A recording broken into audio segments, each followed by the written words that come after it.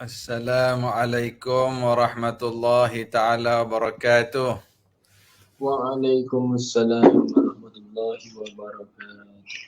Ustaz Tengku Fadli, Ustazah Hasma, apa khabar? Baik, Alhamdulillah, baik. Tengah hari Dapat. makan nasi, udang galah. Alhamdulillah. Oh, canggih. Kena Canggih. patut Ustaz. Canggih pattern dia. Ha. Tengah malam udang kering, saya testing lah. Pagi-pagi makan roti ikan bakar. Ustaz apa khabar? Allah Akbar. Main jawab patung ni bisa lah ni sejak balik Mekah ni. Ustazah dengan Ustaz Tengku balik Mekah berapa lama dah? 3 minggu dah. Okey, semua sihat semua, alhamdulillah. Alhamdulillah. Alhamdulillah. Berkat doa duk Mekah tu, alhamdulillah. Jealous kita Ustaz sihat tak, Ustaz? Ya. Ustaz sihat tak? Alhamdulillah. Macam semak dia ni. Hak tu.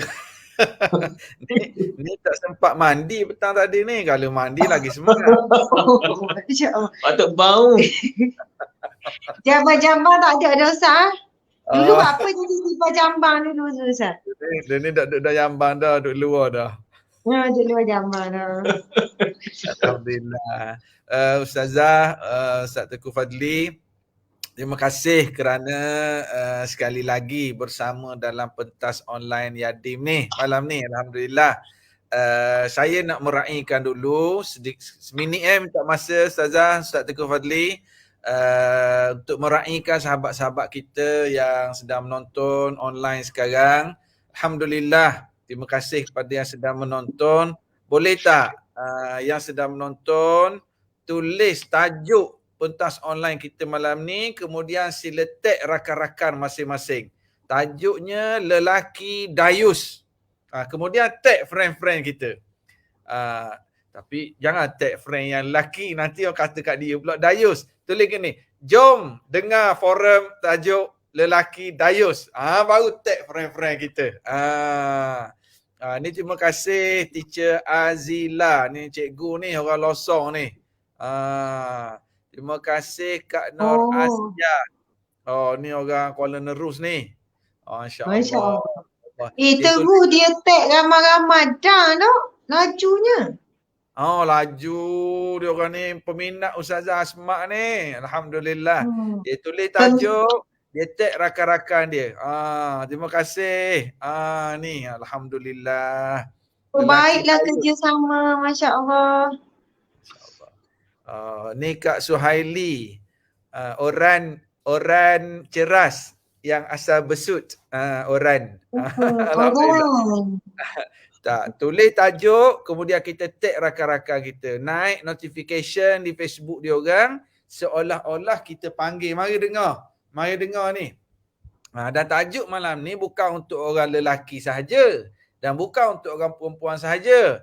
Tetapi kita semua akan dengar perkongsian yang akan disampaikan oleh Ustazah Asma dan Ustaz Tengku Fadli. Saya tukang tanya soalan.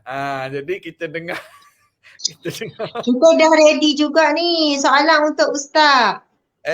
Tengok moderator tengok poster tu. Pagi-pagi motor kena start. Bukankah Ustaz adalah seorang ustaz?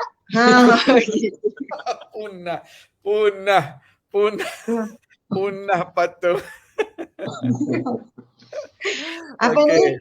Ustaz, biasanya kan Ustaz kan style ada background duduk atas kursi, nak berlumba tu, nak main game, kan background duduk kat patah lah, duduk situ lah. Bapa malam ni tak ada background macam gitu-gitu je, bapa? Bagus Ustazah, ni menunjukkan Ustazah seorang yang prihatin. Saya duduk kat bilik atas tu tadi, line dia slow malam ni. Saya turun masuk bilik bawah. Ambat habis anak, yang penting kita nak make sure line clear. Background nombor 2. Berapa tingkat rumah Ustaz? Ada lift ke? Banyak tingkat. Tingkat kat dapur, tingkat kat ruang tamu, banyak. Masya Allah. Okey. Dah pun Ni. tidak. Tak masuk. Gambar ni penonton kita kata bijak patung Ustazah. Tu baru sikit tu. Kita oleh kerana kita dengar Ustazah Asma berpantun, kita nak minta sahabat yang menonton tolong tulis pantun 2 kerat berkait dengan lelaki dayus. Pantun 2 kerat berkait lelaki dayus. Cuba tulis kat komen sikit. Ustazah start dengan pantun, ramai pula nak pantun malam ni. Apapun saya nampak bila kita berhubung dengan Ustazah Asma, Ustazah cadangkan tajuk lelaki dayus. Tajuk lelaki dayus. Tajuk ini sangat penting sebenarnya. Seorang lelaki dia itu seorang suami, dia itu seorang ayah, bahkan dia mungkin bakal suami, bakal ayah. Jadi penting tajuk ni. Jadi kita nak mula Ustaz Tengku Fadli dulu ke Ustazah Asma dulu ni? Ustazah dulu. Jadi selamat hari raya, bolehlah saya. Okey. Selamat hari raya, silakan saya. Jadi Ustazah mulakan dulu dengan tajuk ni. Saya nak tanya dulu, kenapa Ustazah pilih tajuk ni dulu? Sebelum kita bincang siapa lelaki dayus, sebelum kita bincang macam mana nak buat, macam mana nak elakkan, kenapa Ustazah cadangkan tajuk ni? Sila Ustazah. Subhanallah, alhamdulillah, wa la ilaha illallah, wallahu akbar. Assalamualaikum warahmatullahi wabarakatuh. Waalaikumsalam. Alhamdulillahi rabbil alamin. Wassalatu wassalamu ala asyrafil anbiya'i wal mursalin wa ala alihi wa sahbihi ajma'in. Alhamdulillah, muslimin muslimat yang dirahmati Allah sekalian. Sekali lagi, Assalamualaikum warahmatullahi wabarakatuh wa ridwanuhu wa maghfiratuh. Salam sejahtera ke atas kalian, berkat Allah, rahmat Allah, pengampunan Allah dan redha Allah. Mudah-mudahan melimpah kepada kalian yang hadir dan kita semua. Terlebih dahulu kami berdua ingin mengucapkan jutaan terima kasih kepada Yayasan Dakwah Islamiah Malaysia Yadim di atas kesudian menjemput, walaupun kita saya bukan lagi ikon Yadim. Ini bukannya nak sedih-sedih ya. Sebenarnya saya faham. Itulah. Boleh je kalau nak buat sedih. Walaupun bukan lagi. Tapi tahniah Ustaz Sheikh Nur Hisham masih lagi ikon Yadim. Sebenarnya kita faham Yadim perlu sentiasa menampilkan wajah-wajah yang baru, nafas-nafas yang baru.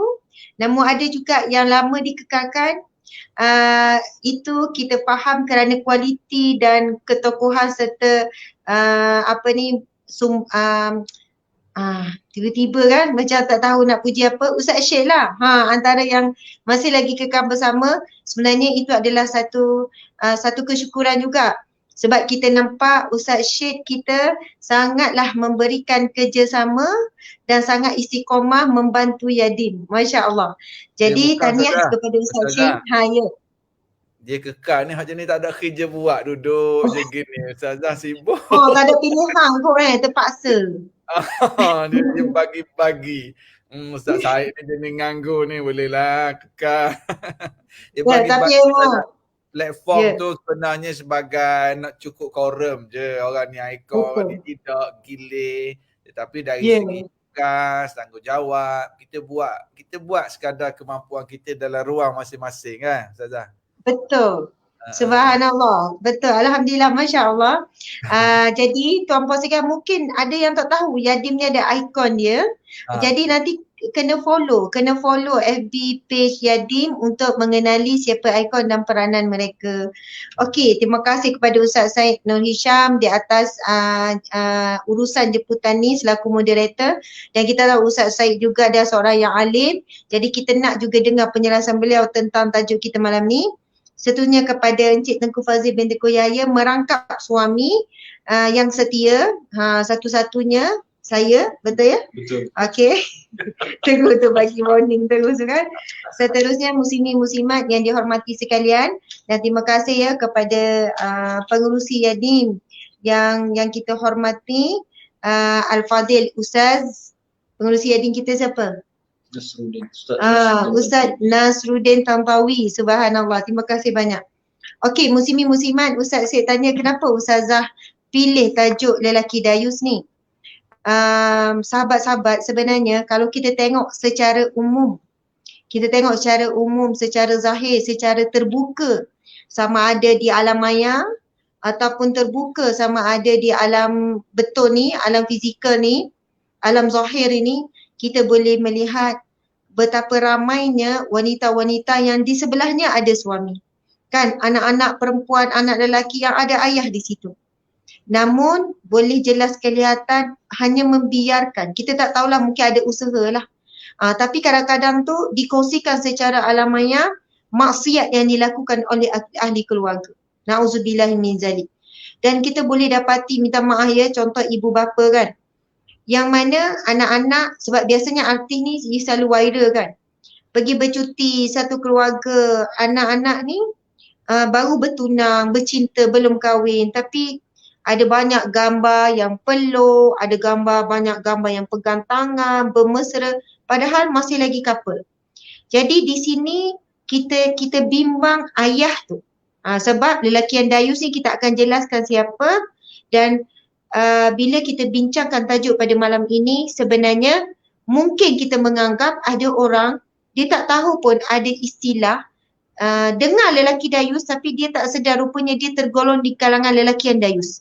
Sedangkan lelaki yang dayus disebut dalam hadis Nabi tidak cium bau syurga dan diharamkan syurga bagi dia. Jadi ini ada satu amaran yang sangat tegas, yang sangat keras, ancaman yang berat sebenarnya kepada kaum lelaki. Tetapi ramai lelaki yang tidak tahu dia tergolong dalam kategori lelaki dayus. Dan itulah jawapan kepada persoalan yang Ustaz tanya, kenapa jadi rasa nak bawa tajuk ini? Sebab memang kita wajib ketengahkan isu ini kepada ummah. Subhanallah. Itu saja. Ya Ustazah, memang apa yang Ustazah sebut tu memang dia semacam jadi kebiasaan. Yang Ustazah sebut mak ayah, anak-anak baru tunang, dia buat dah macam lepas lesen dah. Macam bebas je, orang bercinta, ada depan keluarga sendiri. Dan perkara ni dikongsi secara terbuka pula. Subhanallah. Jadi kita nak minta Ustaz Tengku Fadli sikit lah kalau nak tambah. Cumanya sebelum Ustaz Tengku Fadli tambah, saya nak minta sahabat-sahabat yang sedang menonton sekarang, yang ada mata dia duduk tengok ni sekarang, tolong tekan butang share sekarang. Yang dah tekan butang share, tulis di ruangan komen dan share. Tolong tekan butang share sekarang pada yang sedang menonton. Sebab kita akan masuk pada tajuk kita. Yang dah tekan butang share, tulis kat komen dan share. Jadi kita nak minta Ustaz Tengku Fadli untuk sambung sikit sebagai mukadimah kita. Sila. Dan tu maksud benda Ustaz, dan. Dan tu maknanya sempat. Kalau dot dan makna tidak sempat.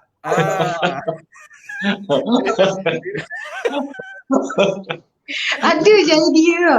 Bila dia tulis dan share, maknanya dia dan share, dia sempat share. Orang putih tiga bahasa Terengganu Ustazah. Orang putih tiga. Betul lah. Bahasa Terengganu ni bahasa antarabangsa sebenarnya.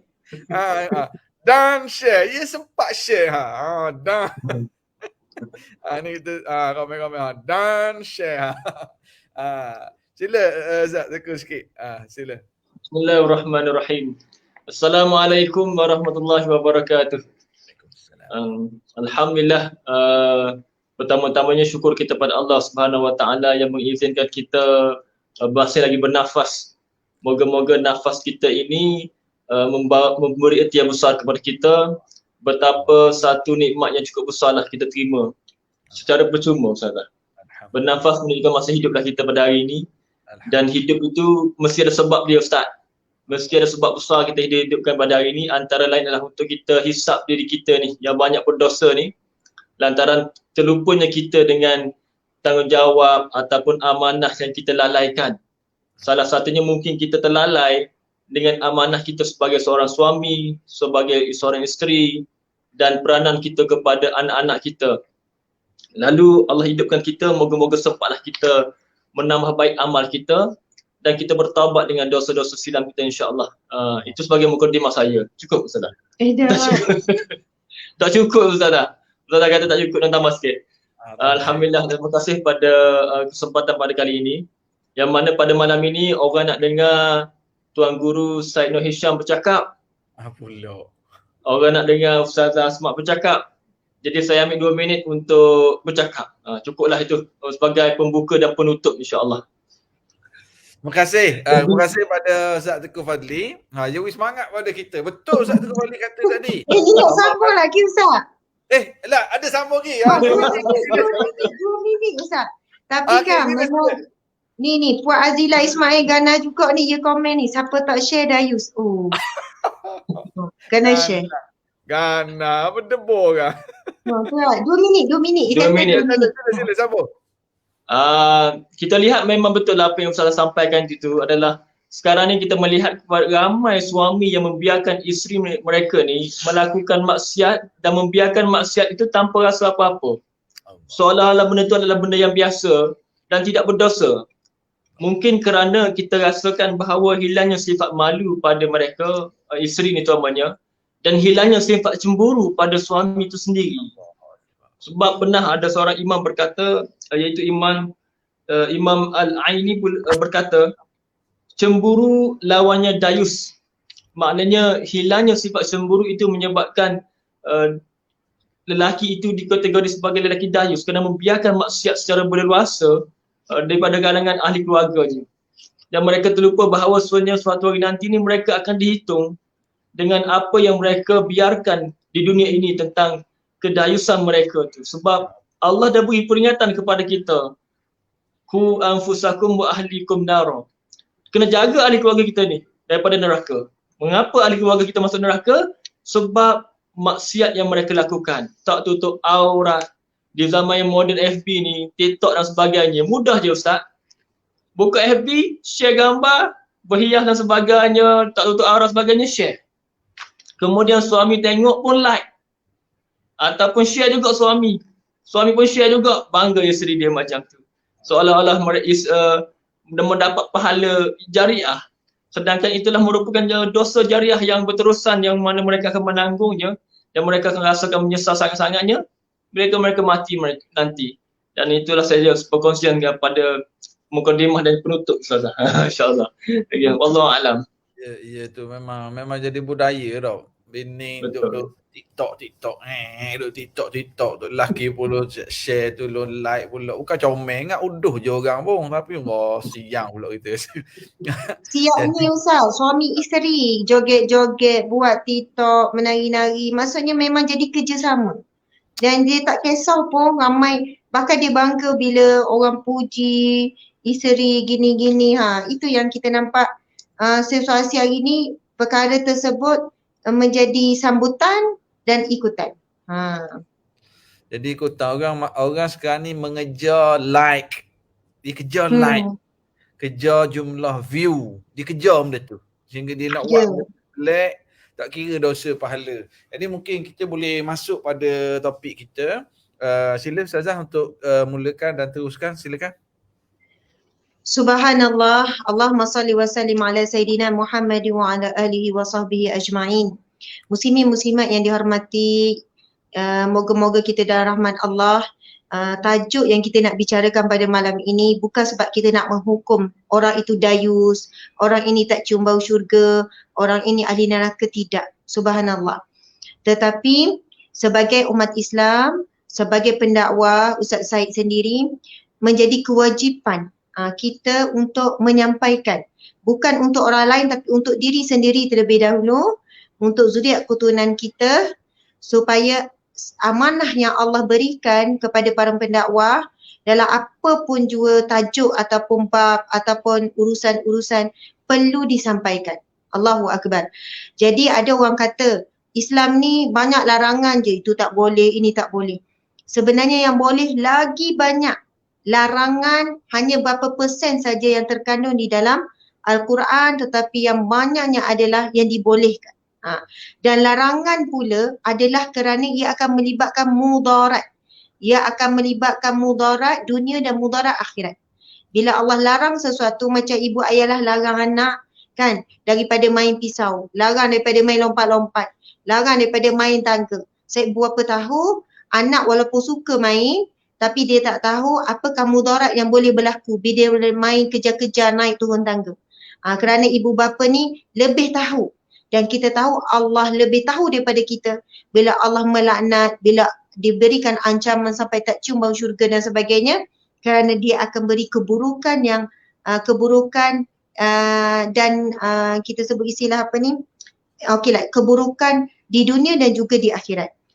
Okey, muslimin muslimat, dasar perbincangan kita pada malam ini kita merujuk beberapa hadis Nabi SAW. Salah satunya hadis riwayat Ahmad merupakan hadis sahih. Bismillahirrahmanirrahim. Qala Nabi SAW, salasatun qad harramallahu alaihimul jannah mudminul khamri wal aqu wad dayus allazi yuqirru fi ahlihi al khabath. Allah. Yang bermaksud 3 golongan yang telah diharamkan oleh Allah daripada memasuki syurga. Yang pertama, penagih arak. Bukan sekadar dia minum arak sikit-sikit tapi dia ketagihan arak yang tegar dan dia menjadikan minuman arak itu adalah satu minuman harian dia. Tak harian pun maksudnya ketagihan arak lah, peminum arak yang tegar. Yang kedua, orang yang menderhakai ibu bapanya. Derhaka. Cerita ibu bapa derhaka kemudian anak derhaka tu cerita lain lah. Ini kita mungkin boleh fikir ibu bapanya orang yang bertanggungjawab, orang soleh, tetapi anak ini tanpa sebab menderhakai ibu bapanya.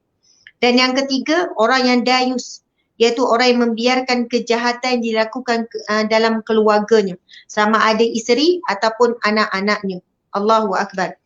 Hadis yang seterusnya, hadis sahih riwayat Ahmad dan Nasa'i. Qala Nabi SAW, salasatun la yanzurullah azza wa jalla ilaihim yawmal qiyamah. 3 golongan yang Allah tidak akan lihat. Maksudnya tidak akan dipandang oleh Allah ataupun tidak akan diberikan pertolongan oleh Allah untuk selamat daripada azab api neraka. Sebab apa? Allah pandang pun tak. Yang pertama, al-aqu liwalidayhi, orang penderhaka kepada ibu bapa, wal mutarjalah, perempuan yang menyerupai lelaki, wad dayus, dan lelaki. Wal mutarjalah. Betul Ustaz? Wad dayus dan lelaki yang dayus. Ini 3 golongan yang Allah tidak akan pandang untuk memberikan rahmat, memberikan pengampunan dan sebagainya. Orang yang menderhakai ibu bapa dan wanita yang menyerupai lelaki, mungkin juga ia kias juga lelaki menyerupai perempuan, Ustaz kan? Kemudian yang ketiga iaitu lelaki yang dayus. Allahu Akbar. Seterusnya, muslimin muslimat, disebutkan di dalam di dalam ini bukan hadis tetapi asar. Kan Allah Subhanahu wa taala melaknat lelaki yang dayus, disebutkan wal la'nu min alamatil kabirah falihada wajabal firaqu wa harumat insyrah. Yang bermaksud Allah telah melaknat lelaki dayus. Laknat bermakna ia adalah dosa besar yang sebesar-besarnya, wajiblah dipisahkan suami itu daripada isterinya, seolahnya suami itu tidak layak untuk menjadi suami dari sudut hukumnya, kerana peranan suami sebenarnya adalah untuk menyelamatkan ahli keluarga daripada api neraka Allah Subhanahu wa taala. Seterusnya saya ingin membacakan kata-kata daripada Sayyidina Ali bin Abi Talib. Sayyidina Ali bin Abi Talib panjang kata-katanya dalam bahasa Arab, tapi kita terus baca terjemahan. Dan ada yang dikatakan ini adalah hadis Nabi, tetapi hadis yang dhaif. Minta maaf ya, hadis ini daripada Ali bin Abi Talib, minta maaf, ia adalah sabda Nabi tapi dikatakan ini hadis yang dhaif, tapi kita boleh ambil pengajaran. Apabila umatku telah melakukan 15 perkara, maka bala pasti akan turun kepada mereka. Nabi kata, apabila umatku telah melakukan 15 perkara, maka bala pasti akan turun kepada mereka. Yang pertama, apabila harta negara hanya beredar pada orang-orang tertentu. Berlaku dah hari ini. Yang kedua, apabila amanah dijadikan suatu sumber keuntungan. Berlaku dah hari ini. Orang berebut untuk jawatan, untuk amanah kerana melihat keuntungan yang besar, projek, kroni dan sebagainya. Kemudian yang ketiga, zakat dijadikan hutang. Yang keempat, suami perturutkan kehendak isteri. Ini yang berlaku hari ini apabila isteri contohnya yang mengawal menguruskan harta, kan, sumber pendapatan. Dengan alasan ini cara kita iklan, cara kita cari rezeki. Suami pun dapat juga habuan. Jadi soalannya turutkan saja. Apa yang isteri kata, kita juga dapat untuk anak-anak juga, beli rumah, beli kereta dan sebagainya. Itu yang kita lihat hari ini, cara marketing yang sangat bahaya yang semakin menular, kan, sehingga menjatuhkan maruah pun dia tak kisah dah, kan, tak ada fikir dah pasal maruah jatuh ke, benda yang memalukan ke, asalkan rating naik. Orang kata istilahnya bad marketing is marketing tu. Dan hari ni kita nampak bad marketing tu lagi cepat daripada marketing yang biasa ni. Jadi akhirnya bila dah terbukti, mereka akan meneruskan. Dan yang kita bimbangkan Ustaz, ramai orang dia tahu dia buat dosa, dia tahu cara dia salah, tapi dia memperindahkan perbuatan buruk tersebut. Ini yang diberikan amaran oleh Allah Subhanahu Wa Taala, sesungguhnya iblis syaitan itu akan memperindahkan amalan buruk kamu itu dilihat baik. Dengan alasan apa? Daripada hasil ni bantu orang susah, orang ramai. Daripada hasil perniagaan ni, contoh ya, buat pergi bawa mak ayah pergi umrah, pergi sini-sini. Dan sebenarnya kalam ulama mengatakan itu adalah satu tipu daya apabila mencampurkan sesuatu keburukan dengan kebaikan. Sebab tujuan dia melakukan kebaikan adalah untuk soalannya membenarkan keburukan yang dia boleh teruskan. Soalannya, tak apa, yang penting suami saya redha. Walaupun perbuatan dia tidak dapat redha Allah. Yang penting mak ayah saya happy, saya gembirakan mak ayah. Kan, dia kata sebab yang penting mak ayah berkat. Redha Allah tu pada redha ibu bapa. Jadi sebenarnya minyak dengan air tidak bercampur. Yang baik dan yang buruk tidak bercampur. Jadi kalau air kotor campur dengan air bersih pun, air tu akan jadi kotor. Jadi kita sebagai hamba Allah mesti kena menyucikan betul-betul diri kita daripada larangan Allah, taubatan nasuha, dan betul-betul menjadi hamba Allah yang soleh, jangan campur aduk. Kalau kita baca ni sepitah lalu, apa lagi 15 perkara yang Nabi kata akan turun bala. Yang kelima, anak derhaka terhadap ibunya. Yang keenam, anak melakukan sedangkan anak itu melakukan kebaikan dengan kawannya. Derhaka pada ibu ayah tapi dengan kawan baik. Dengan kawan mereka boleh lembut, mereka boleh hormat, boleh geng, tapi dengan mak ayah derhaka. Yang ketujuh, anak menjauhkan diri daripada ayahnya. Yang ke-8, suara-suara ditinggikan di dalam masjid. Ini ada keterangan dia lah. Yang ke-9, yang menjadi ketua satu kaum ialah orang yang terhina di antara mereka. Yang ke-10, seseorang yang dimuliakan kerana ditakuti kejahatannya. Yang ke-11, arak sudah diminum di merata tempat. Yang ke-12, kain sutera banyak dipakai oleh kaum lelaki. Yang ke-13, para artis disanjung-sanjung. Yang ke-14, muzik banyak dimainkan. Yang ke-15, generasi akhir umat ini melaknat atau menyalahkan generasi pertama iaitu sahabat atau orang yang sezaman dengan mereka. Kalau kita tengok 15 yang disebutkan oleh hadis Nabi ini, semuanya telah pun berlaku. Kalau kita tengok hari ini, para artis disanjung-sanjung memang benar berlaku. Maksudnya ini artis yang membawakan contoh-contoh yang tidak baik. Dipuji, dipuja dan sebagainya. Ada ramai orang tanya, Ustaz, orang tanya saya dalam PM, cara live tengok komen, dia kata, Ustazah, apa hukum wanita menyanyi? Kan? Sebab ramai dia penyanyi yang bertudung, wanita menyanyi dan sebagainya. Lepas tu ada yang menempelak kan, yang kata, kenapa pendak-pendak pecamah-pecamah macam tak berani je nak tegur artis-artis yang menyanyi, sebab ramai juga yang menyanyi tu di kalangan artis wanita yang bertudung. Adakah ustazah ni memilih-milih je? Kan, hanya nak tegur yang betul-betul seksi dan sebagainya. Sedangkan perbuatan itu juga haram. Macam itulah. Jadi ada pula yang kaitkan bagaimanalah suami dia kan, tanggunglah dosa dan sebagainya. Kita boleh nampak bila isteri orang kaitkan dengan suami. Bila anak pula, anak perempuan atau lelaki orang kaitkan dengan ibu ayah. Dan kaitan itu memang benar pun. Sebab ikatan nikah tu bila diangkat, dia bukan ikat janji dengan isteri saja. Itu adalah ikat janji dengan Allah. Bahawasanya dia akan bertanggungjawab kepada wanita ini. Masya Allah. Muslimin-muslimat dimati Allah sekalian. Hukum suara wanita ini tidak aurat. Itu jumhur. Walaupun ada pendapat yang mengatakan suara wanita ini aurat. Jadi yang kita pegang, pendapat yang paling kuat adalah suara wanita tidak aurat. Sebab itu Macam malam ni saya bercakap secara terbuka. Perempuan boleh jual beli, perempuan boleh buat urusan. Semua mesti ada suara. Subhanallah. Tapi kalau misal kata jual beli pun dengan suara yang lunak, abang, contoh je Ustaz, contoh je ya.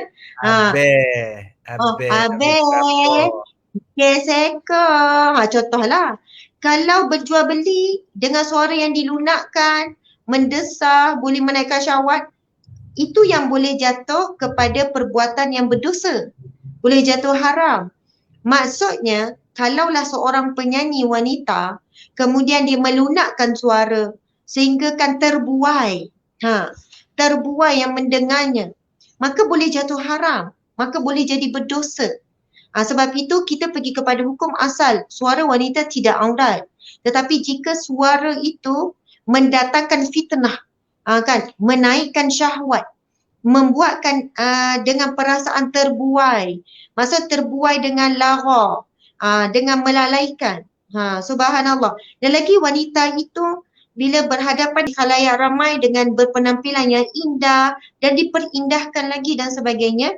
Jadi saya kira perkara sebegini kita perlu berikan penjelasan yang gini kan, kita macam nak berlapik-lapik nak jaga banyak hati, tetapi kita dah mula rasa bimbang sebab apa?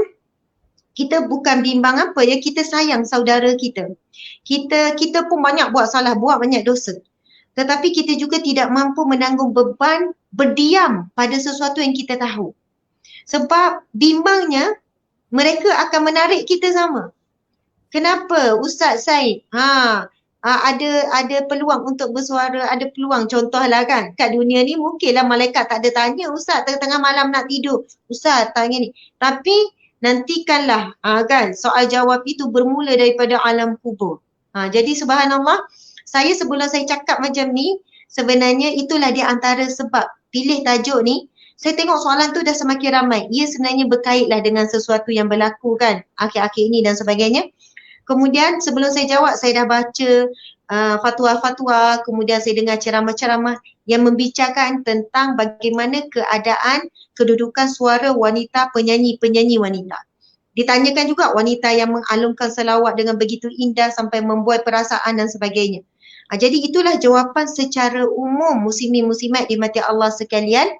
Maka mudah-mudahan kita tengok ada beberapa orang penyanyi wanita bila hijrah, contoh Miss Nina lah, dia terus tinggalkan totally. Dia tinggalkan terus. Bila dia kata dia nak hijrah, dia hijrah terus walaupun dia dah sampai penyanyi peringkat antarabangsa. Masya Allah, Allahu Akbar. Jadi ada lagi beberapa penyanyi yang ambil tindakan begitu kerana mereka nekat bila hijrah, istiqamah, terus ambil pendapat yang paling kuat dan pendapat yang paling selamat. Bukan ambil yang tengah-tengah, yang sedap-sedapkan hati. Begitulah. Jadi bila orang tanya begitu, saya juga teringat, saya mungkin ada juga buat kesilapan mengalungkan macam nasyid begitu. Jadi saya pun rasa itu teguran untuk saya juga. Okey, subhanallah, muslimin muslimat dimati Allah sekalian, saya nak gulungkan sikit pusingan ini dan saya pun mengharapkan Ustaz Said tambah juga perbincangan kita pada malam ini Ustaz. Bagi saya rehat sikit, gitu.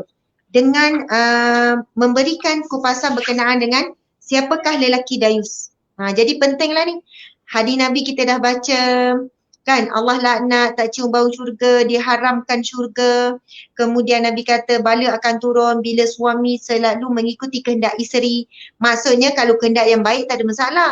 Ni kehendak-kehendak sebelum Ustazah nak masuk siapakah lelaki yang dayus tu, saya baru sikit tadi nak Ustazah kata suami menuruti kehendak isteri. Saya rasa berdebar juga ni. Sebab kita memang jenis gitu Ustazah.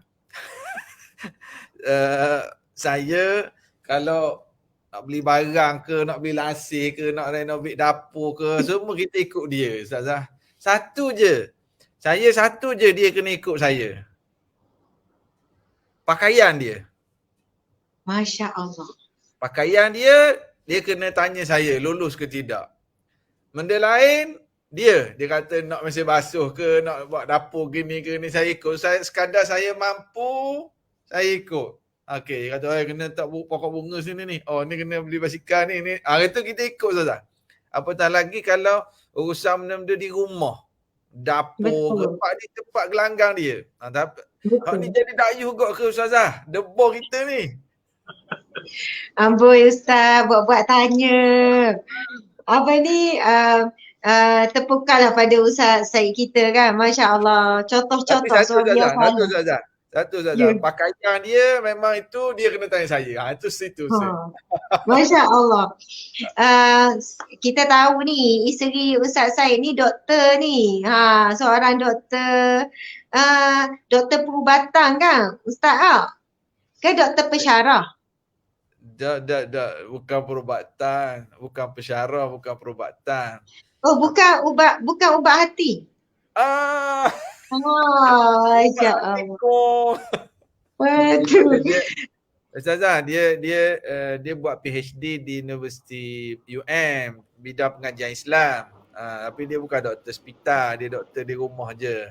Masya Allah, hebat Ustaz. Dia peminat Ustazah Asma, dia pakai jubah Ustazah Asma tu, dia kata selesa jubah ni, dia kata. Alah, sebab angin banyak masuk lah. Subhanallah Ustaz. Bukan. Sebab dapat free, saya bawa balik free jubah tu. Sebab dapat free, dia terang Ustaz. Orang lain beli tak sedap sangat kau lah. Apa ni Ustaz Syed, sebenarnya saya sampai hari ni kalau saya keluar, saya masih lagi tanya. Kadang-kadang saya sajalah kan. Kita pakai sebenarnya bukanlah ketat-ketat. Tapi tanya, adalah tanya kita nak pakai baju yang ada corok-corok sikit kan. Memang akan tanya. Suami kadang tu sebelum keluar cakap, tukarlah, tak payahlah pakai baju ni. Subhanallah, saya kira memang itu menjadi kewajipan bagi suami sebelum isteri keluar, anak perempuan terutamanya, suruh pusing dulu. Pusing je belakang, pusing je kat depan, catwalk sikit. Contohlah kan. Sebab kadang dia berdiri tak nampak. Bila jalan sikit je, nampak betul. Rupanya ia melekat ke, ia ketak ke kan. Jadi masa ni lah peranan suami buat benda yang mari ikut abang. Gimana? Galeri Ustazah Asma. Apa? Abang belanja baju. Gitu. Nampak tak pandai promo? Maksudnya suami jangan komplain je. Yang awak dulu macam tiang, sekarang dah macam peti air, macam mesin basuh. Komplain je isteri tu makin besar. Tapi teguh bagi solution. Mari sini, jom abang belanja. Ataupun abang bagi 5. 5 apa bang? 50 mana cukup? 5,000. Oh, 5,000 tu. Rupiah. Rupanya rupiah. Okey, 500 ke kan contoh. Gilah beli baju baru. Apa ni abang nampak saya sekarang ni dah semakin comel. Jangan sebut gemuk. Jangan sebut besar pun tak boleh. Kan? Makin comel sikit. Jadi baju tu, baju yang sebelum ni macam tak berapa muat. Simpan dulu, pergi beli. Ini suami yang sangat bertanggungjawab. Subhanallah. Lain lekat malam ni dengan, ada yang komen. Dengan aku makan betul saudat. Lekat kat tekok. Tapi okey dok, Alhamdulillah. Lain lekat malam ni dengan aku ni makan. Negeri Sembilan ni. Ni orang Kelantan duduk Negeri Sembilan ni Ustazah, duduk Manting ni. Ni Pak Mus, Tokek Stick ni. Ustazah kena pergi makan kat rumah Pak Mus. Ya. Tu apa kaitan makan betul saudat dekat kat tekok Dia gerak. Bukan Ustazah, dia gerang lain kat tempat dia tu lekat-lekat. Lain kat tempat dia tu lekat-lekat. Lain forum kita malam ni. Dia kata makan saudat lekat tekok. Dia gitu. Masya Allah, dia lah ada masalah lain okey lah. Kelah lah perumpamaan tau. Perumpamaan. Okey, jadi Ustaz, gitulah Ustaz. Sudah geram, sudah pula, sudah tahu bertanya pula. Okay. Allah. Ustaz Teguh Fadli. Ustaz Teguh biasa kalau pergi shopping komplek ke, pergi kat tempat jogging exercise, bila tengok ada suami, lepas tu ada isteri hok jenis pakai ketat-ketat, anak-anak tak tutup aurat, kita sama-sama, kita suami, kita tengok suami gitu, kita rasa macam mana? Kita kadang-kadang rasa kesian ada, macam-macam perasaan ada. Kesian ada, rasa nak kita marah pun ada. Ya. Tapi kita pun fikir juga kita kadang-kadang melakukan kesilapan juga. Tetapi banyak kepada kesian lah Ustaz, kesian. Kesian mungkin dia tak tahu. Sebab tu yang pertama mungkin dia tak tahu tentang hukum Ustaz. Lalu dia membiarkan isteri dia sebab mungkin dia sendiri pun tak belajar dan sebagainya, dan dia pun tak belajar, tak mendengar di masjid-masjid, tak membaca buku. Kemudian keduanya mungkin sukar untuk menegur isteri. Bila mana dulu masa bercinta-cinta tu buat je turut je apa kekasih nak kan. Bila dah kahwin susah nak tegur dah. Jadi bila nak catung lalu Ustaz, tegur catung lalu. Betul. Tegur sikit je catung lalu. Macam luahan perasaan je Ustaz. Bukan luar bahasa. Nak tolong khabar sebab Ustaz Teguh Fadli tu dia tak berani nak kata ke orang sebelah. Tegur catung lalu. Kita tegur. Contoh kan dia. Gitu. Mencantum. Macam tu. Ustazah Asma, Ustazah. Ada orang dia faham bila perkataan dayus ni, dia faham suami yang penakut. Bila orang kata suami dayu, mu ni dayu, dia kata takut, dia anggap dayus itu maksudnya penakut. Jadi takut bini. Ya, jadi tadi Ustazah nak sebut tentang siapakah suami yang dayus, lelaki yang dayus, suami ke ayah ke, boleh sambung sikit ke Ustazah? Okey, subhanallah. Siapakah lelaki yang dayus mengikut syariat Islam? Kalau ikut adab Melayu kadang-kadang tu saya ajak, mai pergi mancing malam ni. Dok leh lah, bini aku dok wi lah, contoh kan. Dayuh lah mu ni takut bini, keluar je. Ya pesen gitu lah. Tengok suami buat kerja rumah, akak kain baju, nyapu-nyapu. Kesiannya suami jiran sebelah tu ya, dayus ya. Asyik kena suruh-suruh dengan isteri. Masalah orang lelaki ni kadang-kadang Ustaz, kalau dok suruh dok tahu nak buat kerja benda. Bukan tak tahu Ustazah. Dia nak menghargai isteri dia. Dia supaya isteri dia suka bagi tahu dia pun buat. Bukan tak tahu. Dia buat-buat tak tahu je lah. Ya, dia kena khabar sama. Dia prihatin. Dia tunggu isteri khabar suruh buat. Okey. Ada setengah orang lelaki ni kan Ustaz. Kalau isteri dia bagi pesanan, Bang, saya keluar ya, ada urusan, hari ni saya kerja. Awak buatlah apa yang patut ya. Kalau bagi pesanan gitu, debar tak? Buatlah apa yang patut tu. Faham tak? Benda yang patut kena buat. Ya balas WhatsApp, dia tengok TV, hak patut lah tu. Tapi saya rasa orang lelaki memang kena khabar molek tau. Bang, minta tolong buat 5 benda. Kain siram pokok buang sapau Buat senarai dekat WhatsApp tu, nombor 1. Gitu. Okey. Jadi sebenarnya kalau isteri suruh-suruh suami buat dan suami ikut je ni, bukan dayu. Dan kita akan merujuk kepada beberapa pendapat para alim ulama yang muktabar. Contohnya menurut Al-Mawsu'ah Al-Fiqhiyah. Dalam kitab ni Al-Mawsu'ah Al-Fiqhiyah. Ta'rif dayus adalah maksud dayus. Ad-dayus tu dari sudut bahasa, apa maksud perkataan dayus tu? Maksud dia bercabang pada lidah ataupun maksud dia mudah ataupun ringan. Okey. Ia bermaksud seorang lelaki yang tiada gairah untuk pertahankan keluarganya. Tak ada keinginan untuk pertahankan keluarga, untuk pertahankan maruah. Tak ada keinginan. Ada lelaki, ada keinginan tapi tak mampu. Macam Ustaz kata, kalau sebut je cetong. Kalau tegur je, awak tu siapa? Awak tu dijamin syurga ke? Contoh gitu kan. Jadi ada keinginan tapi tak mampu lain. Ada juga dah bagi tegur tapi tak mampu ubah. Maka insya-Allah mudah-mudahan dia bukan lelaki yang dayus. Tapi kalau di dalam hatinya langsung tak ada keinginan untuk menegur. Bahkan bangga Ustaz. Saya dulu kerja Jabatan Agama, subhanallah.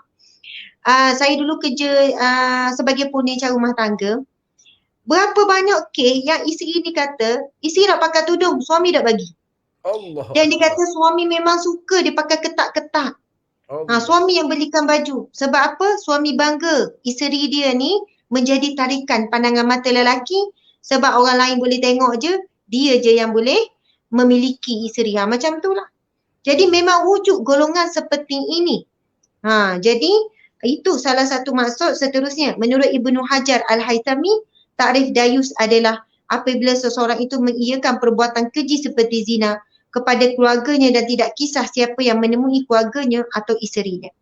Seterusnya, Imam Al-Munawi menyatakan dalam kitab Faidul Qadir Syarah Al-Jami' As-Saghir, Ad-Dayus ialah orang yang membiarkan kejahatan ataupun maksiat dalam keluarganya, iaitu isteri, anak-anak dan kerabat terdekat. Maksudnya boleh dikatakan mungkin kerabat terdekat, ahli keluarga, adik-beradik lelaki, adik-beradik perempuan dia biar saja tanpa menegur dan keinginan dalam hati.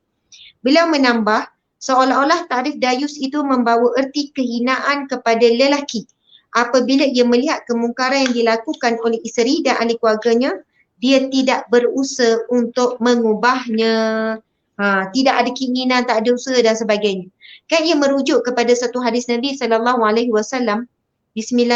Qala Nabi SAW, man ra'a minkum munkara falyughayyirhu biyadihi fa illam yastati' fa bilisanihi fa illam yastati' fa biqalbihi wa dhalika ad'aful iman.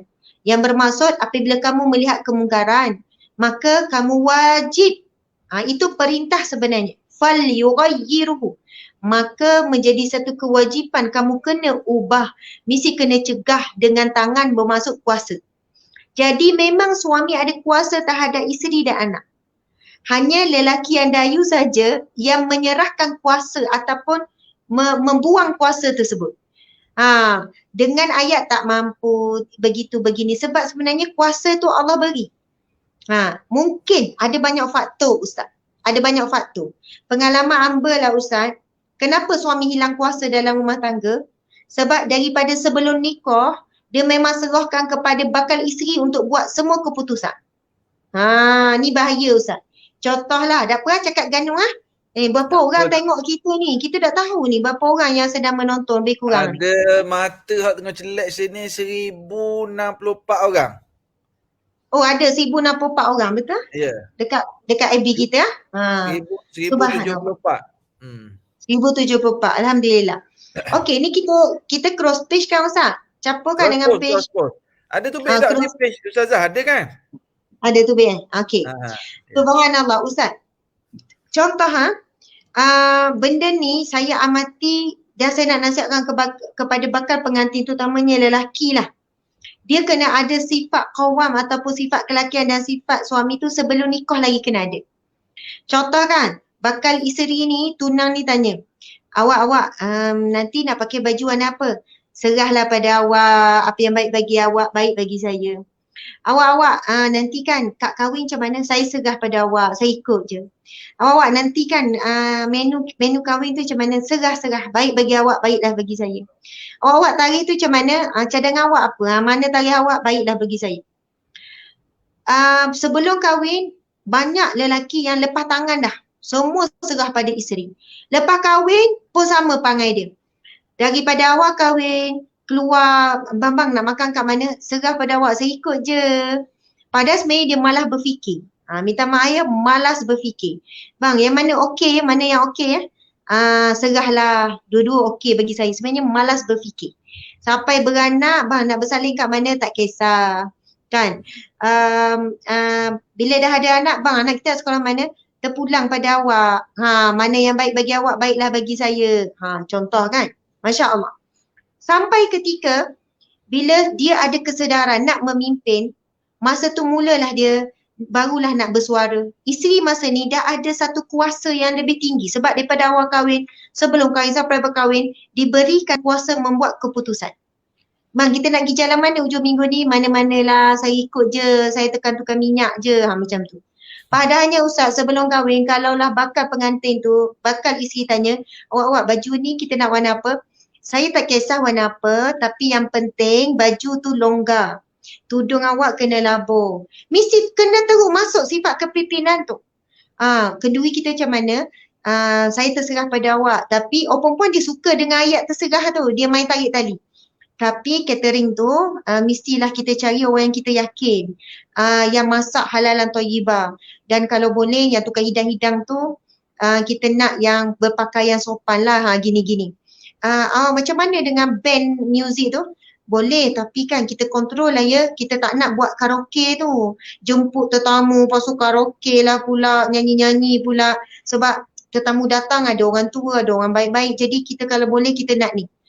Maksud sebelum kahwin tu dah ada stand dah. Isteri ni nampak, wih suami ni memimpin ni.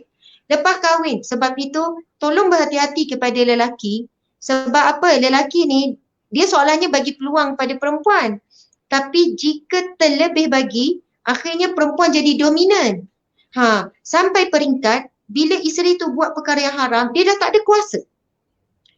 Dan banyak kes datang pada saya bila suami komplain, Ustazah, isteri saya ni tak boleh bawa bincang apa-apa keputusan dia. Isteri ni akan kata, Ustazah, 10 tahun Ustazah, semua suami saya suruh saya buat keputusan.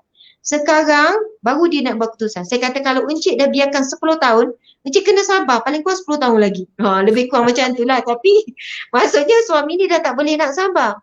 Jadi bila kita melihat kes-kes berlaku isteri yang degil kita katakan, minta maaf lah ya istilah tu, kita kena melihat juga situasi asbab. Kenapa isteri jadi begitu?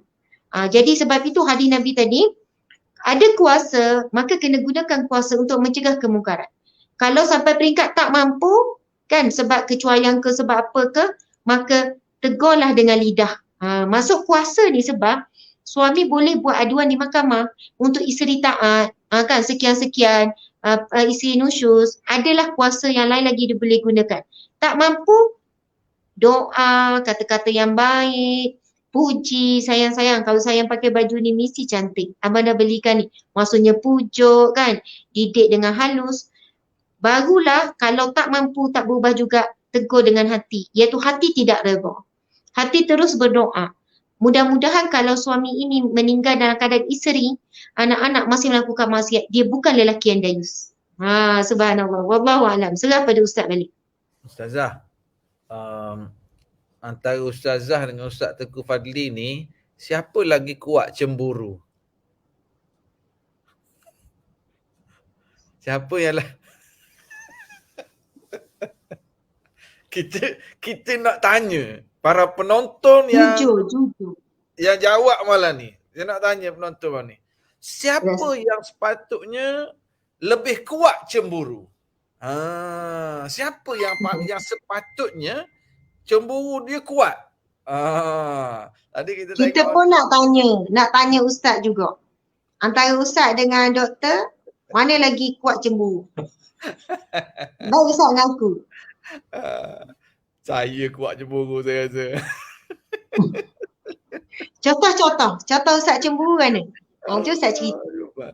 Allah Akbar. Kalau dia pergi beli kan, kalau saya tengok salesman tu perempuan, saya lock je lah. Kalau salesman tu orang lelaki hak jual saya pergi netek lagi, kau nak buat pilih tu. Nak pilih pun dia tukar pilih. Memang kita sampai isteri saya kata, Allah kuat je dia ni, tak cari korang ke? Masya Allah.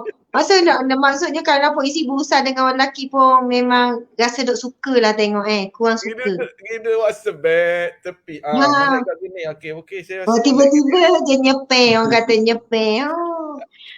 Kalau misal kata ada orang lelaki tengok kat isteri, Ustaz rasa mana? Kata orang kita pergi kelubung ni tu.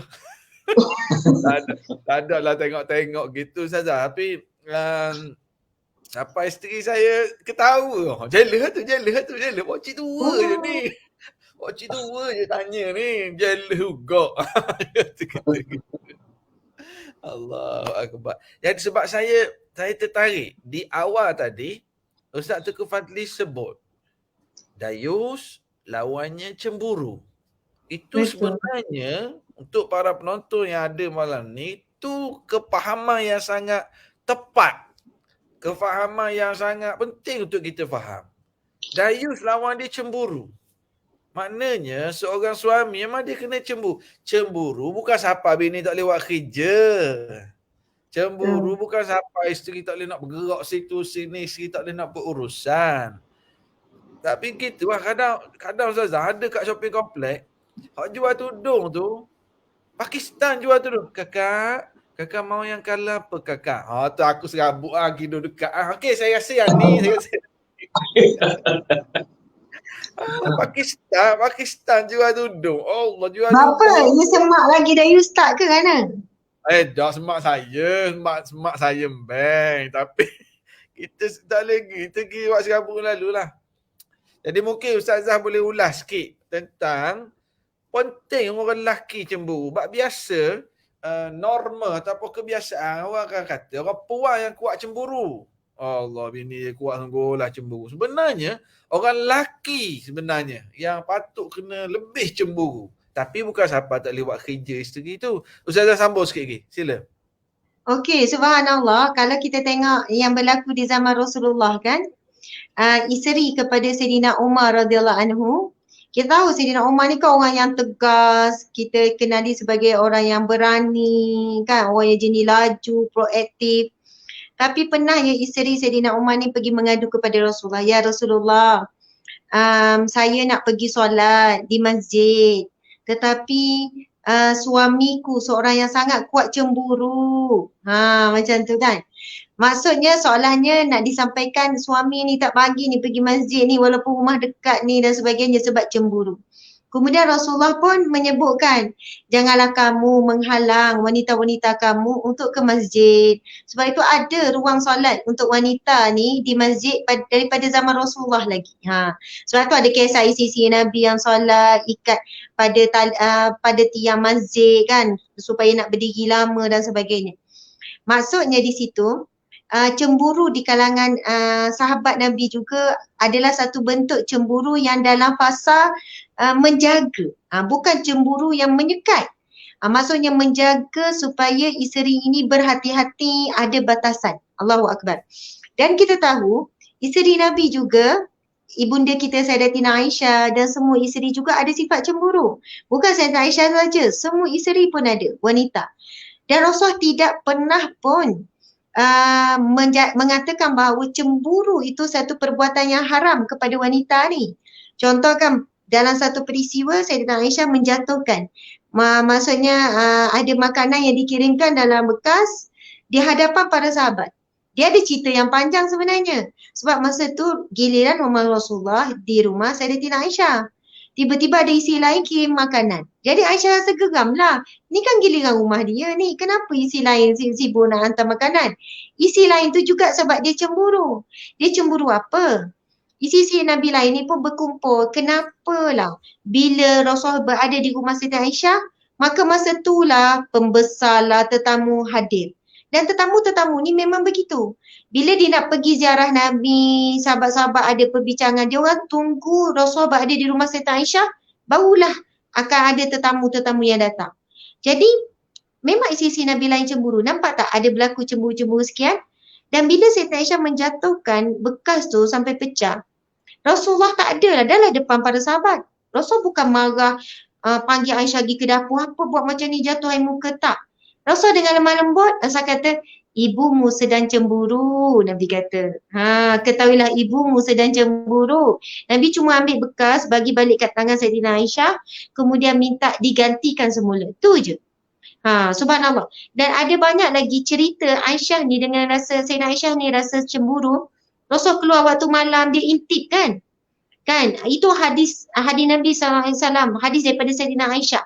Rasul terkejut pada Sayyidina Aisyah kata, ketika Nabi telah berada di sisiku, Nabi bangun senyap-senyap, Nabi keluar bilik senyap-senyap, Nabi keluar rumah senyap-senyap.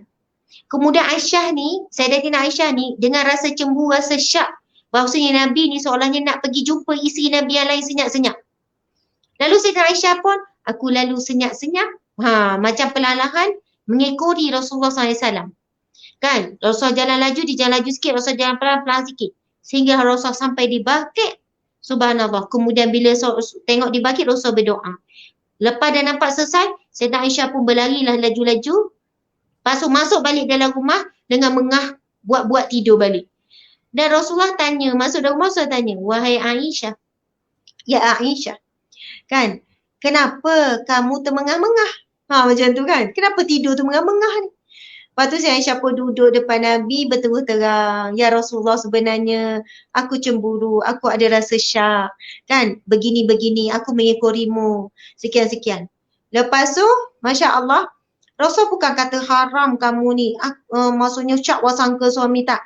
Rasulullah meraihkan sifat cemburu seorang wanita tu. Subhanallah. Cuma Rasulullah bantu bagaimana nak menguruskan. Dan Rasulullah kata, adakah Nabi Allah akan melakukan kecurangan kepadamu, wahai Aisyah? Macam tu lah. Jadi orang perempuan ni perlu ada cemburu supaya itulah jadi batasan. Kalaulah kita kata, bang, saya percaya awak 100%, saya tak ada masalah awak mesej dengan siapa, awak video call dengan siapa, saya semua, saya tahu itu, awak pergi makan berdua dengan rakan sekerja perempuan pun, saya okey je. Kan, sebab saya percaya. Tuan-tuan sekalian, subhanallah, ini adalah konsep barat. Konsep barat. Suami isteri pun kena ada, orang kata apa ni, kena ada, Tegur kita panggil menegur lah. Pesan buku berpesan. konsep barat, dia ada suami isteri pun kena ada, dia bukan space, dia panggil apa? Ada live encik suami. Privacy. Privacy. Kan barat kan, anak-anak pun kan ada privacy, berapa tak boleh ganggu. Suami ada privacy, isteri ada privacy. Tapi dalam Islam sebenarnya suami isteri tak ada privacy, semua kena kongsi. Bahkan daripada cerita Nabi tu, sebagian ulama mengatakan dibenarkan suami intip isteri, isteri intip suami. Dibenarkan, Ustaz. Sebab itu ada yang mengatakan suami cek telefon isteri senyap-senyap dan isteri cek telefon suami senyap-senyap. Itu bukan satu perbuatan mengintip cari kesalahan. Ia dibenarkan dalam fasa apa? Untuk menjaga pasangan. Bila cek, saya pun sok mogok cek WhatsApp dia cek WhatsApp saya. Cek PM, kadang-kadang tu kita nampak, kita kata contoh suami, isi orang lain tegur suami orang lain, bang, kenapa ni awak bagi emoji senyum semewek ni? Senyum mata sepek ni? Macam tak sesuai lah, kan ni perempuan. Macam tu kan. Perlu sangat benda tu. Suami cek, suami tak suka kata, kalau macam encik suami saya memang dah syaratkan kalau ada urusan dengan pasal buku ke pasal apa dengan lelaki, mesti buat grup terus ada suami. Jadi biar dalam WhatsApp tu bukannya kita berdua saja. Jadi apa pun urusan, dan saya suka bila suami buat syarat begitu sebab saya tahu cemburu yang dilakukan adalah cemburu yang diredai oleh Allah. Jadi sama ada lelaki ataupun wanita, bagi saya memang perlu ada sifat cemburu yang bukan melampaui batas. Tapi banyak juga yang melampaui batas, Ustaz. Dia kurang isteri dia. Kes saya banyak juga dulu. Memang tak benarkan keluar, jiran sampai macam seminggu, 2 minggu, sebulan tak nampak. Tak bagi keluar langsung. Dia kata saya nak pergi beli aiskrim kat depan rumah pun suami tak izin bagi. Terlalu cemburu begini membawa kerosakan lah. Gitu. Okey Ustaz. Masya Allah. Mau encik suami tambah sikit. Mana yang patut lebih cemburu? Encik suami. Betul. Ustaz Tengku Fadli, tadi Ustazah Asma sebut tentang kisah makanan tadi kan, yang hari giliran Aisyah, isteri lain kata, Ustaz Tengku Fadli kena pesan lah kalau hari giliran rumah Ustazah Asma orang lain, tak salah atau makan. Maksudnya kena ingat tu. Siapa? Giliran kan dia Ustaz? Siapa pergi atas makanan ni pula? Kalau hari Ustaz Tengku Fadli, kalau hari giliran hak ni tak satu makanan lah, pesan lah. Tapi memang tak gilir pun. Lepas ni tak ada lelah ni Ustaz. Ke ada rahsia ni, diorang ni. Allah, tak apa, kita PM.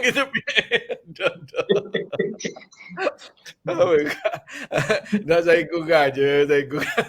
Kan orang pre-screen lagi, orang potong video. Gini Ustaz. Itu bukan awak jatuh makanan lah tu kan.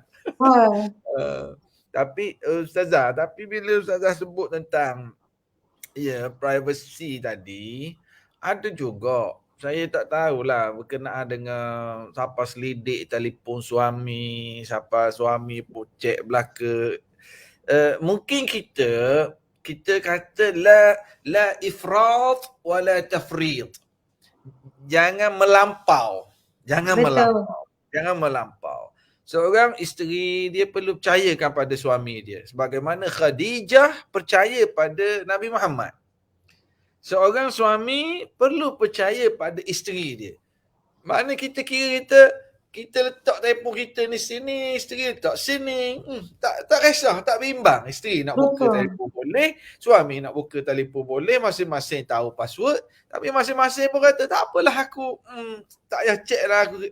Maksudnya betul, privacy tu dia bukan macam orang putih yang beri privacy yang ikut suka nak buat tanpa halal haram, tetapi pasangan tu perlu bagi privacy juga pada pasangan dia dengan kepercayaan yang tak sampai jadi macam sentiasa ada syak wasangka pada pasangan. Bahaya juga Ustazah. Kalau cek semua Yelah. Dia sebenarnya syak wasangka ni dia akan muncul bila ada sebab Ustaz. Dia tak akan Cari nak. tiba-tiba. Ya. Ada tanda-tanda. Maksudnya kalau Amber lah, kalau Amber kan, Amber rasa macam sebab saya tahu suami saya sekali-sekala akan cek. Suami saya pun tahu saya sekali-sekala cek. Jadi kita ni bukan rasa rimah, kita rasa berhati-hati. Kita tahu apa yang kita buat ni akan disemak. Akan di macam macam kita buat kerja sekolah lah. Kalau cikgu kata okey buat kerja sekolah ni tapi saya tak akan semak sampai akhir tahun. Jadi rasa macam tak rasalah nak jaga, nak buat. Tapi sebab nak disemak, nak dicek, nak kena hantar apa semua. Jadi saya kira bukan syak wasangka, cuma kita ada rasa berhati-hati. Tapi waktu yang sama, kita pun memang bukanlah selalu buat menjadi satu rutin. Dan kita akan rasa macam seronok bila kita ada buat salah lalu suami tegur. Dan kita bermaafan. Jangan pula yang bahayanya Ustaz. Bahayanya bila jumpa je kesilapan terus saja sembrono, marah, terus kata curang, terus kata sekian-sekian. Maksudnya dengar dulu penjelasan dan bagi tahu saya tak suka awak buat macam ni. Saya tak suka awak buat ayat-ayat macam ni. Kan macam tak sesuai saja. Jadi beri peluang, beri teguran, beri kefahaman dulu apa yang kita suka, apa yang tak suka, apa yang kita setuju, tak setuju. Jangan terus memberikan hukuman. Begitulah Ustaz. Masya-Allah. Ya, betul kak tu Ustazah, perlu maknanya tegur menegur baru berlaku apa Pak Mu sebut ni check and balance. Hebat Pak Mu Mustafa Osman kita, betul, check and balance. Pak Mu dia duduk UK lama, duduk dekat 30 tahun duduk UK. Jadi yelah maknanya perlu juga ada benda gitu tu. Barulah boleh tegur, dan sebenarnya tegur itu tanda sayang. Cemburu pun tanda sayang, cuma jangan sampai melampau. Sebab itulah dalam hadis pun sebut innallaha yaghir. Allah pun cemburu. Allah cemburu apabila manusia ayatiya maharimallah. Manusia buat benda yang Allah haramkan. Allah cemburu kalau manusia buat perkara yang Allah haramkan. Maknanya kita letakkan secara positif lah cemburu tadi tu. Cemburu pada pasangan daripada melakukan dosa.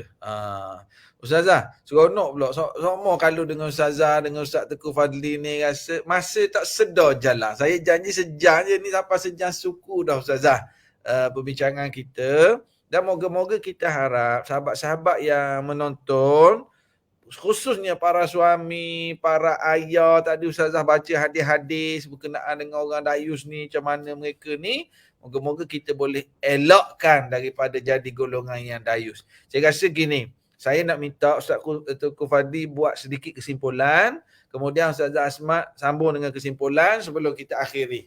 Tak apa Ustazah, lebih sikit masa malam ni. Nonton kita pun jarang 1,000 lebih ni. Masuk Ustazah Asmat, ramai peminat dia. Alhamdulillah. Sila Ustaz Teguh Fadli lu buat kesimpulan sikit. Masya-Allah. Alhamdulillah. Sedikit daripada saya Ustaz. Bila kita membicarakan tentang Dayus ini, kita cuba menghadirkan rasa takut. Kalau kita antara golongan suami ataupun bapa yang membiarkan anak-anak kita membuka aurat ataupun membuka ruang zina kepada orang lain. Sebab bila kita tahu azabnya yang sangat dahsyat akan ditimpakan kepada mereka yang Dayus ini, seharusnya kita mendatangkan rasa takut. Begitu juga kalau kita lihat pada satu hadis Nabi daripada riwayat Muslim, antara lain daripada Abu Hurairah radhiyallahu anhu, Rasulullah sallallahu alaihi wasallam bersabda, di antara yang termasuk ahli neraka ialah wanita-wanita yang berpakaian tetapi telanjang, yang berjalan dengan lenggak-lenggok untuk merayu dan untuk dikagumi. Mereka ini tidak akan masuk syurga dan tidak akan mencium baunya.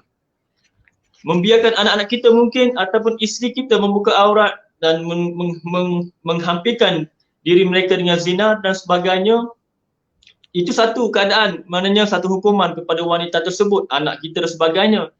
Tetapi kita sebagai bapa pula ataupun suami pun tergolong ataupun akan mendapat azab yang sama ke neraka Allah sebab apa? Membiarkan menjadi insan yang dayus. Ini dia takut. Dan di sini juga saya nak kongsi sikit berkaitan dengan menularnya wabak dayus dalam masyarakat ini. Yang kita takut juga adalah dengan tersebarnya, dengan berlakunya maksiat yang tanpa kita sedar, Ustaz. Dalam televisyen, dalam FB, dalam sebagainya. Contohnya pertandingan yang ada dalam mendedahkan aurat dengan tidak sengaja, dengan sengaja mungkin nyanyian-nyanyian yang kita tengok dalam televisyen dan sebagainya, dan bapa mereka ataupun ibu mereka bangga dengan anak mereka boleh menyanyi. Sedangkan dalam masa sama mereka mendedahkan aurat anak mereka dengan pakaian yang ketat dan sebagainya pada masyarakat, pada seluruh yang menonton tu sama-sama. Jadi secara tak sengaja dia bangga, sedangkan dia bangga dalam keadaan terhina sebenarnya. Begitu juga kalau tak sedar, kita biarkan anak kita naik motor ke keadaan terselok seluar tu. Yang ni beramai, Ustaz. Sepatutnya kita sarankan anak kita tu bila naik motor tu pastikan ada mungkin seluar panjang untuk cover dia punya aurat bila menaik motor. Ni antara senarai-senarai lah yang kita boleh katakan bila kita adakah kita menjadi seorang lelaki dayus. Yang ketiga adalah bila mana kita membiarkan isteri kita ataupun anak kita bersolek berlebih-lebihan dan berpakaian ketat, pergi ke office, kemudian balik dengan teman lelaki contohnya. Tak apalah mereka menjadi ibu bapa yang sporting kononnya, membiarkan suami ataupun tunang anak mereka bersama-sama naik motor dan sebagainya. Ini benda-benda yang kadang-kadang tu benda jadi biasa dalam masyarakat kita. Sedangkan kita tahu bahawasanya maksiat yang berleluasa itu adalah tanda akhir zaman dan tanda kiamat itu semakin hampir dengan kita. Takut-takut kalau kita terpanggil atau dipanggil oleh Allah dengan dicabut nyawa kita dalam keadaan tak sedar dan tersentak. Oh ya Allah, kita ini banyak melakukan dosa dan kita sangat-sangat menyesal bila mana kita melihat azab di depan mata kita. Wallahu a'lam. Allahu Akbar. Ya itu. Betul. Yang Ustaz kata tadi tu tentang anak-anak puan duk masuk pertandingan tu, netting situ, netting sini. Mak ayah duk tepuk tangan. Ayah tepuk tangan. Allahu Akbar. Patutnya kena fikirlah. Dia duk bangga anak dia masuk sukan tu, masuk sukan ni, masuk sukan berenang, masuk sukan gimnastik. Point situ, point sini. Ya ayah yang sepatutnya kena jaga maruah anak puang dia. Ustazah sambung sikit dan sekali kesimpulan untuk malam ni. Silakan. Allahu Akbar. Subhanallah. Muslimin muslimat.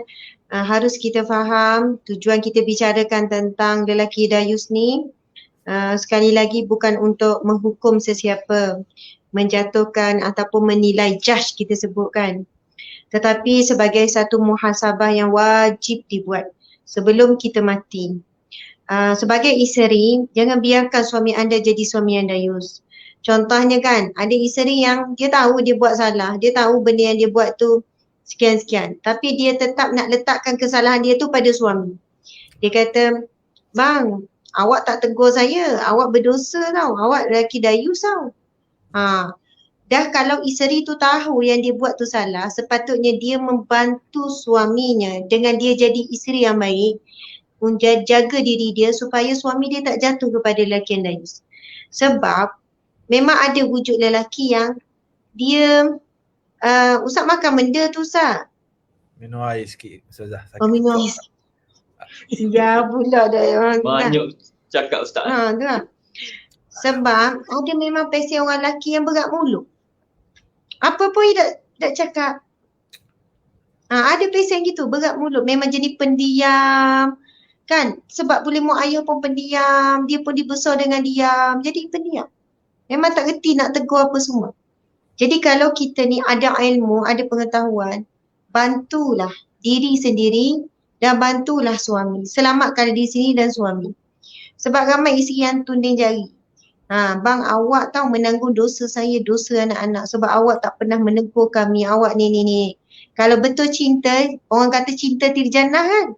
Jadi cinta sampai syurga ni adalah dalam fasa bersama-sama menegakkan sunnah Nabi dan rumah tangga, syariat Allah dan rumah tangga.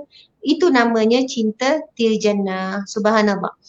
Dan itu bagi seorang wanita, dan tolong sebagai ibu kita didik anak lelaki kita supaya faham tanggungjawab dia sebagai anak lelaki, sebagai adik-beradik lelaki untuk jaga adik-beradik perempuan. Boleh jadi. Kalau kita ada anak lelaki, kita kena pesan sebenarnya. Kalau Umi Abi tak ada, contoh kita anak sulung kita Luqman kan.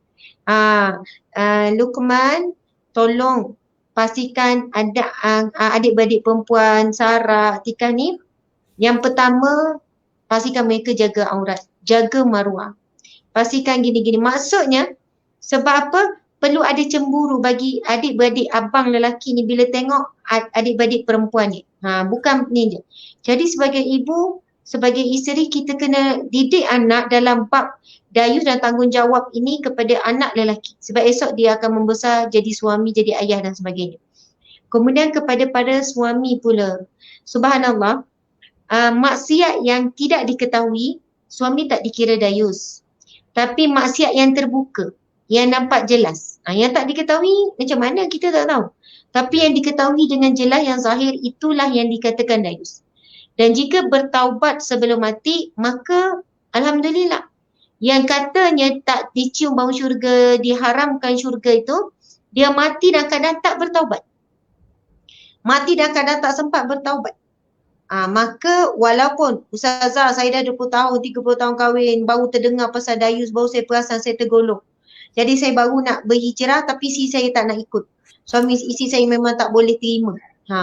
Jadi kita kata kalau encik dah mula rasa dan bertaubat dan nasuha, menyesali dengan selama ini encik juga yang menggalakkan isteri gini, siap keluarkan belanja, siap encik pula beli baju gini. Sekarang sedar, maka alhamdulillah, mudah-mudahan Allah terima taubatan nasuha. Seterusnya adalah encik kena usaha ikhtiar. Sebab ada suami, Ustaz, saya rasa saya kena ceraikanlah isteri ni, saya nak cari isteri yang baik. Dia rasa itulah jalan penyelesaian dia. Saya kata itu lagi berat encik dah melepaskan tanggungjawab. Sepatutnya kerosakan yang encik dah mulakan, encik kena bertanggungjawab untuk memulihkan. Dan Allah tak tengok hasil, Allah tengok usaha encik. Boleh jadi lepas encik meninggal 5 tahun, 10 tahun, isteri akan berubah. Begitu. Lepas tu contoh persoalan yang biasa orang tanya, Ustazah dayus tak? Seorang suami yang tahu isteri dia curang tapi tak ceraikan. Ini memang ada dikupas oleh Jabatan Mufti Wilayah dan sebagainya. Dulu masa saya kerja penerangan memang ada banyak persoalan yang begini.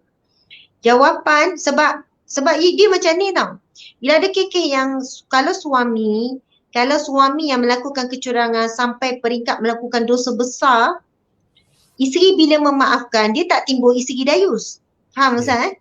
Tapi bila ada kes yang melibatkan isteri, ahli keluarga suami kata kalau kau tak ceraikan kau dayus tau. Gini. Jadi bila datang ke pejabat agama, contohan jawapan tu oleh Jabatan Mufti, kita tengok apa yang dijawab. Okey, adakah suami dikira dayus walaupun mengetahui isterinya curang tetapi telah bertaubat? Sebab itu ia bergantung kepada adakah isteri encik telah bertaubat dengan taubatan nasuha, menyesal, tinggalkan, bahkan dia sanggup buat tindakan-tindakan supaya dia tidak mengulangi dan sebagainya. Kalau dia dah bertaubat, maka ini jawapannya.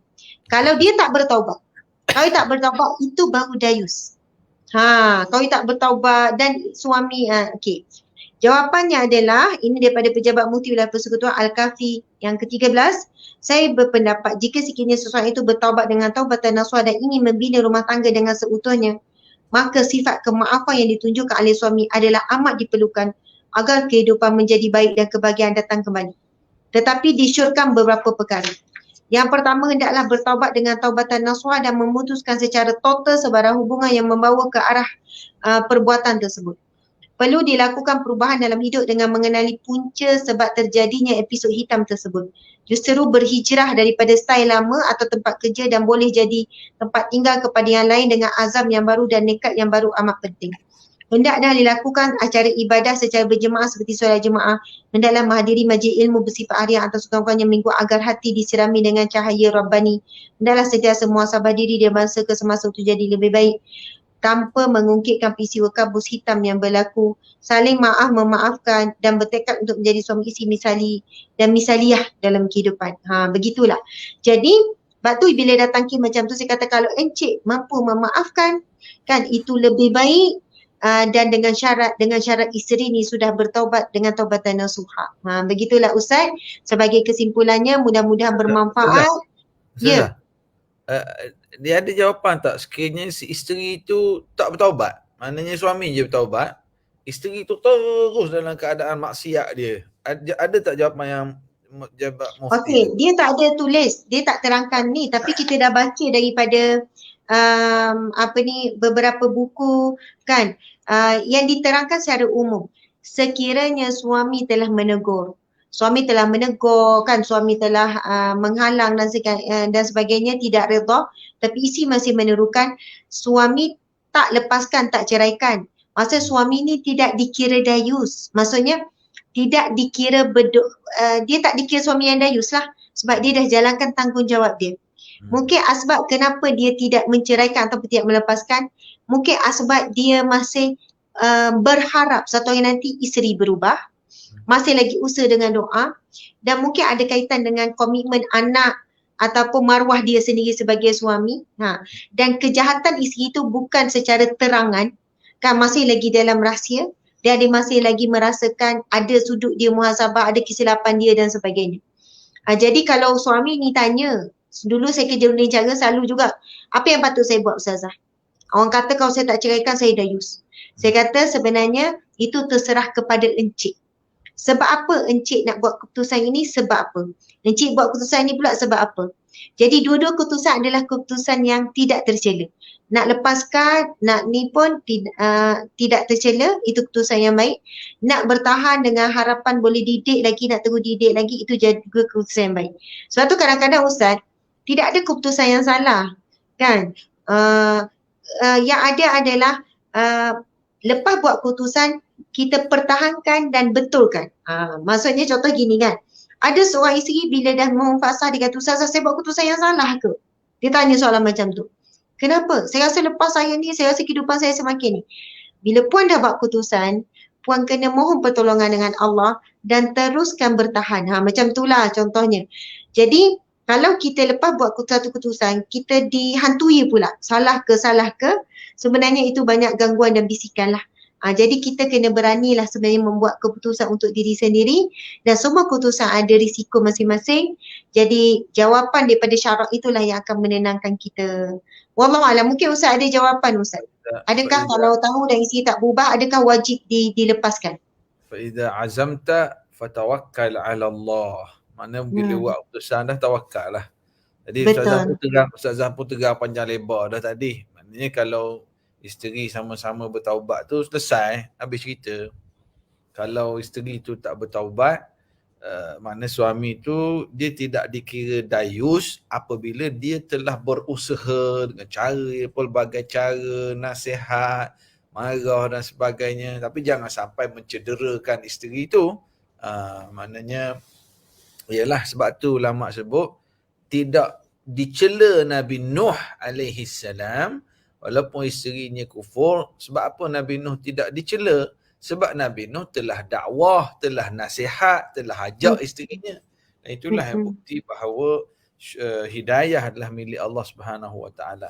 Alhamdulillah. Terima kasih banyak Ustazah, Ustaz Teuku Fadli di atas perkongsian malam ni, dan saya telajak masa ni, saya minta maaf lah tak sedar masa, sampai saya pun rasa lengah belakang. Malam ni kita nak congok je pakai binjang batal hak bini buat nyusu anak biasa itu pakai. Oh, dia congok Ustaz dah atas kursi. Pakai batal ni, pakai batal. Besarnya batal. Ada besar gitu. Hak biasa kan orang tak baby buat nyusu kan, itu pinjam. Okey, kita tak ada. Jadi alhamdulillah, terima kasih juga kepada sahabat-sahabat ni Ustaz ni Profesor ada Prof Mustafa ni, Prof daripada Universiti Perlis. Allahu Akbar, malunya. Ustazah Ada Asma Prof ni. pernah Hey, stay Australia. Australia. Kawan dia masa di sana dengan saya, Dr. Arif Dr. Australia. Arif. Ada yang luar. Dr. Arif Anwar. Ya, ya kawan-kawan. Ya, ni Subhanallah. komen ni Prof Mustafa. Prof Mustafa ni UNIMAP, Universiti Malaysia Perlis. Dalam bidang? Prof Mustafa ni bidang geologi, dia ahli geologi. Subhanallah, terima kasih Prof hadir sama, Masya Allah. Dia kaji lava gunung berapi banyak. Kawan sekolah saya dulu, dia jadi profesor, saya je nganggur sampai hari ni. Apa Tananggo Ustaz, kaya Tananggo ni. Oh, dia ada di UK. Kami daripada UK ni alhamdulillah dengar juga bidang bahan. Oh, dia jawab Ustazah tanya. Dia ada di UK sekarang ni, United Kingdom. Masya Allah. Mustafa. UK tu Ulu Kelang ke UK? United Kingdom. Dia baru pergi minggu lepas. Dia ke UK, dia lecturer UNIMAP. Moga Allah pemudahkan segala urusan, selamat pergi dan pulang, menjadi duta kepada agama Islam, Masya Allah. Amin. Ni pengguna Tegah Batu Saudak saya tu yang tahu sangat tu. Itulah Ustaz makan madu tadi tu kan. Elang tadi tu selingan. Tunjuk sikit Ustaz. Kita berani madu ni je Ustazah. Kita berani ni. Tupuk pinggan tu je. Ustaz share sikit Ustaz jual madu benda. Alhamdulillah. Apa benda ni, sahabat-sahabat sini pun sebahagian yang tahu saya belajar di Yaman dulu kan. Madu dari Yaman, Habatus Sauda. Pak Mus tadi pun memang antara tu ya, contoh Habatus Sauda tu dia duduk biasa makan Ustazah. Orang makan 2 teh 3 teh Habatus Sauda. Pak Mus tu dia makan 13 teh. Sehari? Pagi, malam dia makan 5 teh. Allah. Dia Serebang jadi muda 10 tahun ke? Dah, dia dulu ada duduk serebang kaki, sakit-sakit lutut. Nak bangun duduk dia umur Pak Mus ni 62 tu silap saya. Lepas dia jadi makan sekarang macam 26 lah. Tu dia. Cuma dia tak berani je. Gagal dah, cuma tak berani. Jadi Ustaz Tengku Fadli, kita ucap terima kasih banyak kerana meluangkan masa pada malam ni. Moga-moga ada manfaat. Memang banyak manfaat daripada perkongsian daripada Ustazah pada malam ni. Prof Mustafa komen. Pak Mu kata peluh pakai malang. Orang makan 13 teh Batu Sauda. Orang makan 3 teh je. Berat Pak Mu. Dah apa Ustaz kita makan banyak?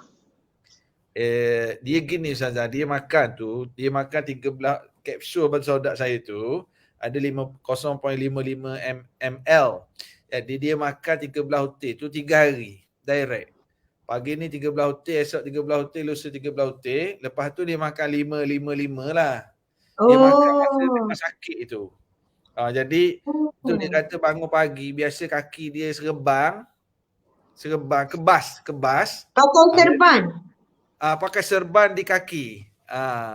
Jadi dia serban. Lega dia kata sakit-sakit lutut dia. Lepas pada lega tu, dia ambil macam biasa balik lah 5 teh. Tu pun banyak. Tapi sebab dia kata dia rasa di badan dia. Alhamdulillah. Ustaz Tengku Fadli, terima kasih banyak bersama kami. Ustazah, terima kasih jadi tetamu pentas online Yadim. InsyaAllah, moga-moga ada ruang lagi untuk kita jemput Ustazah, Ustaz, berkongsi. Ramai peminat Ustazah. Yang menonton malam ni, sebagai penutup malam ni, tulis sedang menonton dari mana. Kita nak tengok. Tapi kita nak, kita sampai di ujung dah ni. Sebab ramai kat malam ni. Jarang kita sampai 1,000 lebih orang ni. Alhamdulillah. Ustazah Asma memang tiap-tiap hari 2,000, 3,000. Moga-moga sahabat-sahabat terus istiqamah. Ustazah Asma ada kuliah setiap pagi kan? Riyadhus Salihin ada? Betul Ustaz. Kuliah Riyadhus Salihin. Ustazah Asma pukul berapa Ustazah? Pukul kita start 7.30 hingga 8.30. Tapi 7 suku tu kita dah mula. Alhamdulillah ni Ustaz kadang macam pagi tadi dalam 6,000 lebih gitulah alhamdulillah. Subhanallah, dia macam pagi-pagi tu mungkin mak-mak ni dia dengar sambil masak, sambil ngemas, sambil atur anak, sambil pergi kerja. Tu dia macam ya macam malam ni kan mungkin orang dah penat Ustaz, orang nak rehat-rehat gitu. Masya Allah. Ustaz pun boleh ngajar ke insya-Allah. Kita Dr. Alhamdulillah Arif di sana. 7.30 pagi hingga 8.30 pagi Ya. kitab Riyadhus Salihin. Riyadhus Salihin kan Ustazah? Betul Ustaz. Dan seeloknya yang nak follow biar ada kitab di tangan. Bila Ustazah baca kita tengok kitab. Itu yang sangat-sangat seronok. Ustazah ni orang Kemama. Oh, Prof Mustafa dengan Dr. Arif tadi dia ada kat Manchester sekarang ni. Oh, Dr. Arif pun ada sekali. Masya Allah. Agaknya kecil je tapi hebat. Masya Allah. Masya Allah. Ni dari Singapura, dari Bandar Maisuri, Cukai, Temerloh, Kemama. Alhamdulillah, terima kasih pada yang respon Tanjung Malis, seluruh dunia. Allahu Akbar, seluruh dunia. Kelantan, Seluruh kapung Ustaz, seluruh kapung. Ya Allah, suka kita malam ni. Ustazah, sampai di sini dulu. InsyaAllah, moga-moga Ustaz Tengku Fadli, terima kasih banyak sudi bersama kami malam ni. Bagi pihak Yadim, pentas online Yadim, saya ucapkan terima kasih. Juga kepada sahabat-sahabat yang menonton tak lari dia orang sampai ke penghujung. Assalamualaikum warahmatullahi wabarakatuh. Waalaikumsalam warahmatullahi wabarakatuh.